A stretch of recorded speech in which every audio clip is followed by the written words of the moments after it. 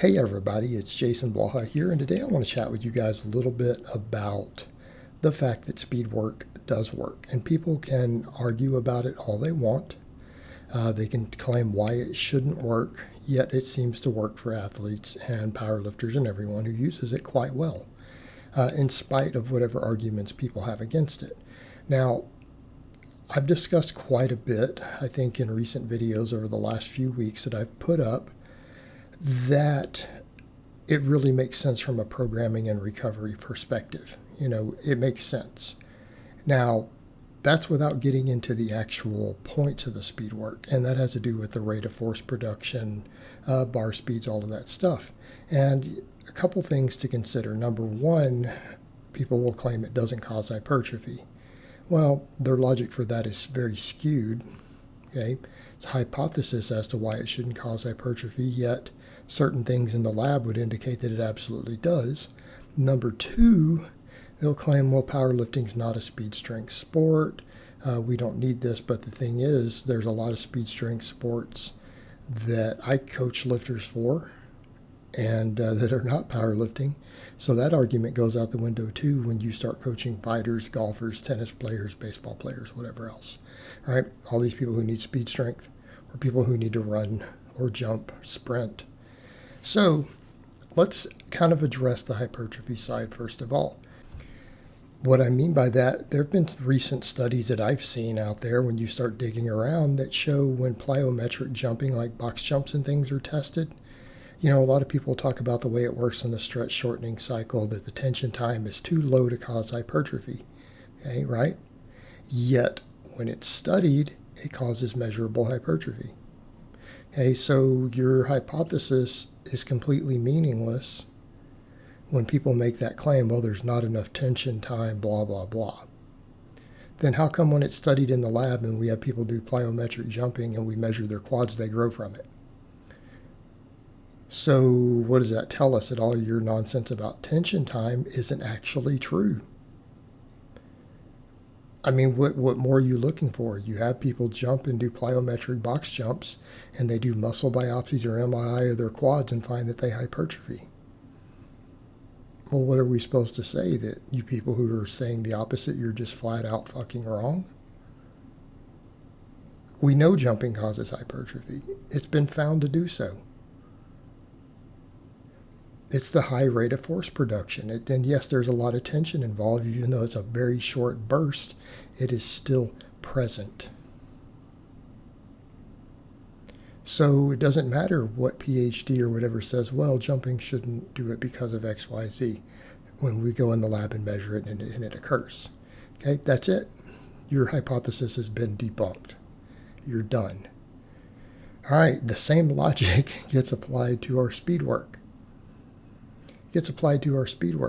Well, yeah, sure, it's got some fatigue, but there's not enough tension time, blah, blah, blah, versus the weight, the reps are too fast, you're not going to gain muscle from it. Well, if that same argument has been debunked with jumping, why can't the same argument be debunked for speed work? We should probably test it in the lab. But it does seem to cause hypertrophy. And the reason I know this, I've taken lifters, and I've seen other people come in and say, look, I was limited for time. I ran conjugate for a while, and I did nothing but the max work and the speed work and a few supplemental lifts. And they're like, and what I mean by that is I didn't even do real leg work. They're like, I just came in and did some rows and, some triceps and maybe a few good mornings. And that's it. That's all I had time for. And I ran that for quite a while, and I got bigger and stronger. Okay. I've seen people do this and make these claims. I've had lifters who we ran very, very low volumes of accessory work. And I mean, I'm talking like 3 sets of presses a week, a couple sets of tricep extensions, some rows, some good mornings. If they had time, a couple sets of leg press. All right, I've done this and seen lifters get up to a 500-pound squat doing it. Granted, slightly higher body weight, but I had a client who did that. We got his bench to 325, and we got him to a 500 squat doing that, with just his limited time because he didn't have a lot of gym time due to his work demands. Okay?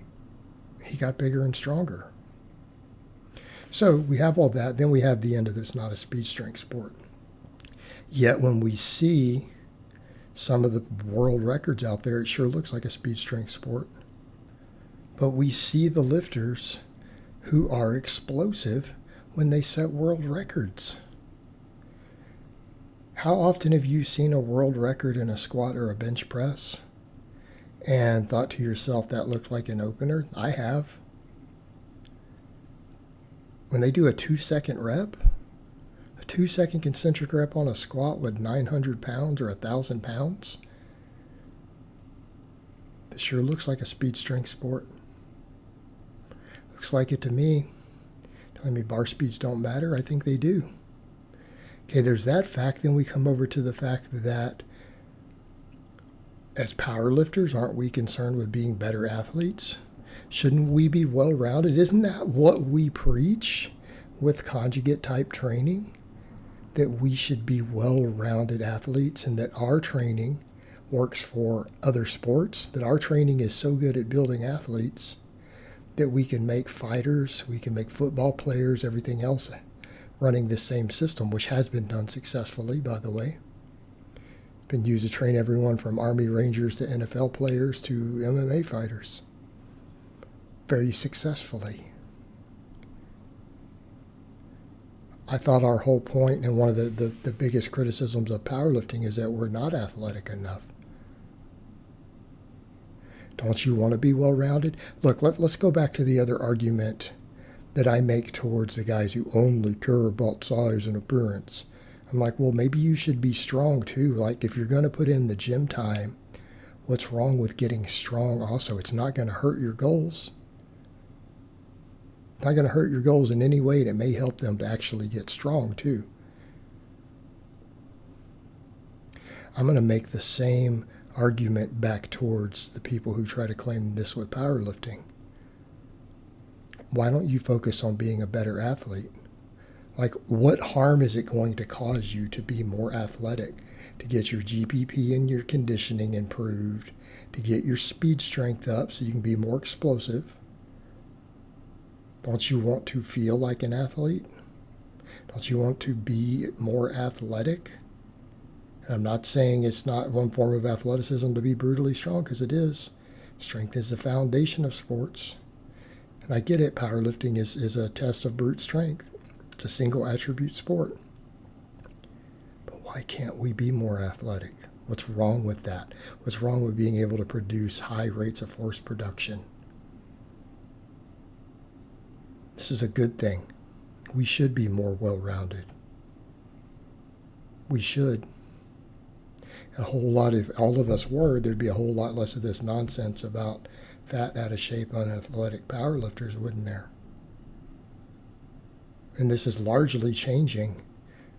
I think the people who are making this argument against that need to get on board. They need to get with the program. All right, guys, that's really all I have to say on that today. I hope it's been informative, and I will talk to you guys next time.